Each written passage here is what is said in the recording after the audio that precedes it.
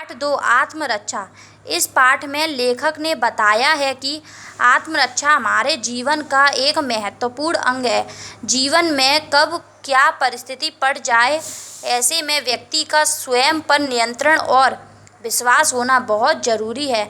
इस पाठ में एक राज्य का प्रचलन किया गया है जिसका नाम हमीरगढ़ है। एक गांव का नाम हमीरगढ़ है। हमीरगढ़ का राजा बहुत वीर तथा प्रजापालक था। उसका मंत्री भी बड़ा ही बुद्धिमान और दूरदर्शी था। निम्नलिखित प्रश्नों के उत्तर दीजिए। प्रश्न 1, मंत्री को किस बात की चिंता रहती थी? उत्तर, मंत्री को इस बात की चिंता रहती थी कि एक बार की बात है कि अचानक खुशहाल हमीरगढ़ राज्य में एक डाकू ने आतंक फैला दिया। प्रजा में त्राही त्राही मच गई। इससे मंत्री की चिंता और भी बढ़ गई। प्रश्न 2, डाकू को पकड़ने में क्या कठिनाई होती है? उत्तर, डाकू को पकड़ने में यह कठिनाई होती है कि डाकू बहुत चालाक था। वह आज यहाँ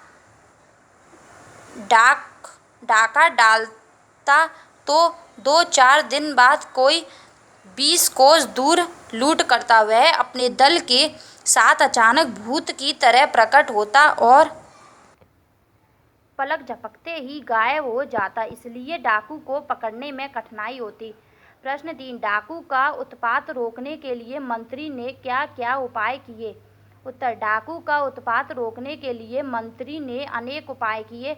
मंत्री ने सैनिकों की संख्या बढ़ा दी और प्रत्येक गांव में चुने हुए सैनिक तैनात कर दिए।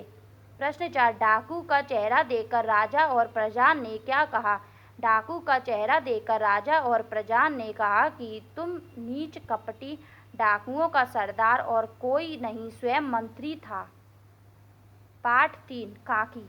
इस पाठ में लेखक ने बताया है कि माँ के प्रति बेटे के प्यार को दर्शाया गया है।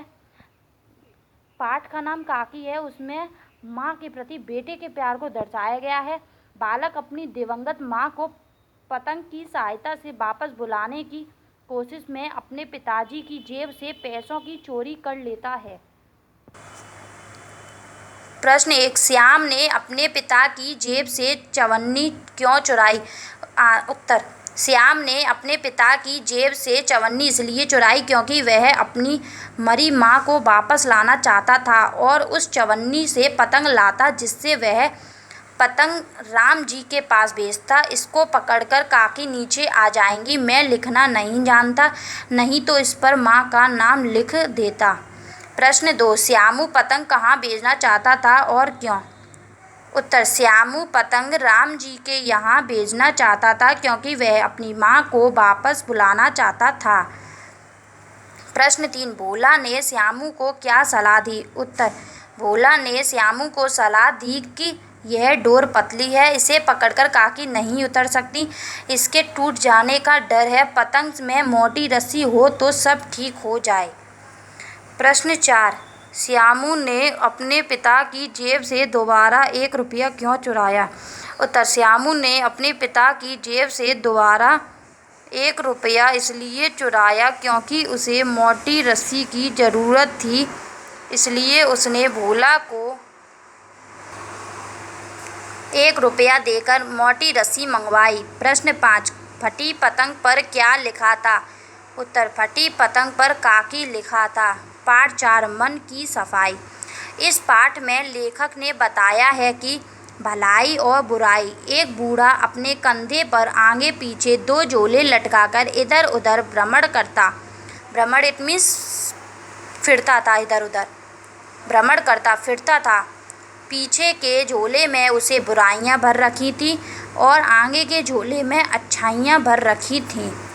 प्रश्न 1, बूढ़ा हमेशा क्यों घूमता रहता था? उत्तर, बूढ़ा हमेशा इसलिए घूमता रहता था क्योंकि वह लोगों को भलाइयाँ और बुराइयों के बारे में बताना चाहता था, इसलिए बूढ़ा हमेशा घूमता रहता था। प्रश्न 2, दूसरे और तीसरे यात्री के झोले में क्या क्या वस्तुएं थीं?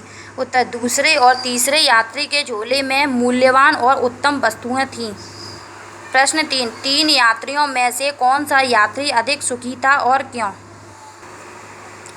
उत्तर, तीनों यात्रियों में से तीसरा यात्री अधिक सुखी था। प्रश्न 4, इस कहानी से क्या शिक्षा मिलती है?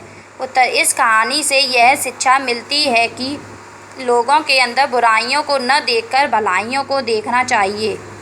पाठ 5, पटाखों से तौबा।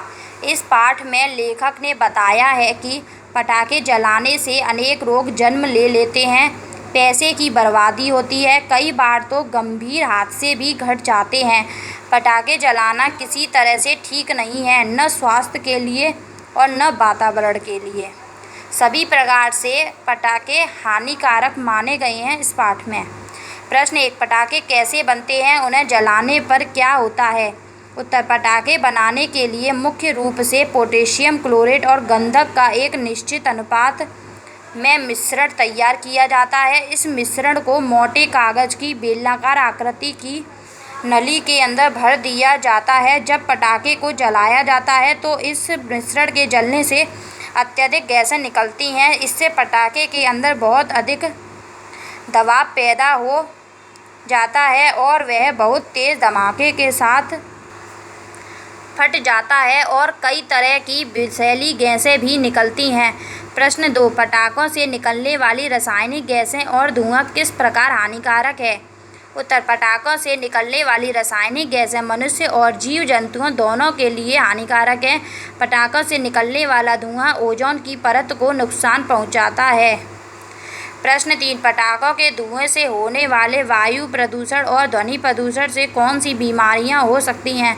उत्तर, वायु प्रदूषण से श्वास रोग, क्षय रोग, हृदय रोग जैसी बीमारी हो सकती हैं और ध्वनि प्रदूषण से बहरे हो जाते हैं। प्रश्न 4, 5वीं कक्षा के विद्यार्थियों ने दिवाली किस प्रकार मनाने का निश्चय किया?